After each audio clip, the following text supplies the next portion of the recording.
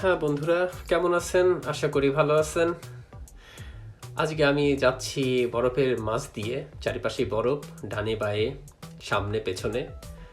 তো যদিও আমি শীতে খুব দুর্বল, তারপরেও এইরকম একটা পরিবেশ, এরকম একটা বরফে ঢাকা রাস্তার মধ্য দিয়ে যেতে যেন একটা অন্য রকমের ফিল পাচ্ছি।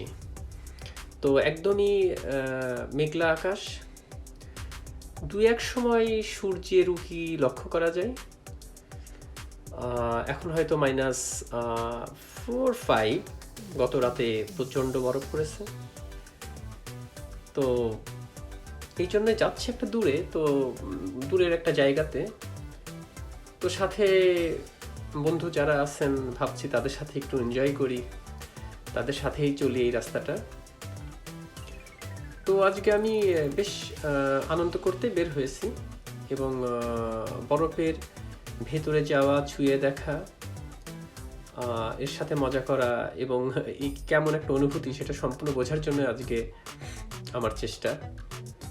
তো আসলে ভালোই লাগছে, যতই ঠান্ডা পড়ুক, যতই শীত লাগুক, কিন্তু তারপরেও কোথায় যেন একটা ভালো লাগা কাজ করে।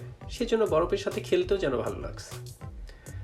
তো আমার আসলে এই জাতীয় প্রাকৃতিক পরিবেশগুলাই আমি নিজেকে আটকায় রাখতে পারি না।